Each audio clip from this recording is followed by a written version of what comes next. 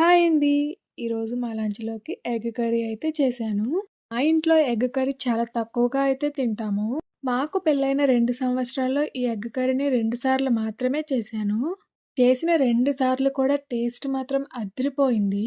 చేసుకోవడం కూడా చాలా సింపుల్‌గా అయితే ఉంటుంది. 4 గుడ్లు ఉడికించి ఘాట్లు పెట్టి ఉప్పు, పసుపు, కారం వేసిన ఆయిల్‌లోకి వేసి వేయించుకోవాలి. వేయించిన గుడ్లను ప్లేట్‌లోకి తీసుకొని, అదే ఆయిల్‌లో ఇంకొంచెం ఆయిల్ వేసి జీలకర్ర, ఆవాలు, ఉల్లిపాయ ముక్కలు, పచ్చిమిర్చి ముక్కలు కూడా వేసి వేయించుకోవాలి.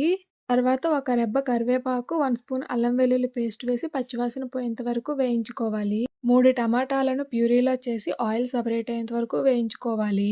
అందులోనే ఉప్పు, కారం, పసుపు, ధనియాల పొడి, గరం మసాలా వేసి ఇంకో 2 నిమిషాల పాటు వేయించుకోవాలి.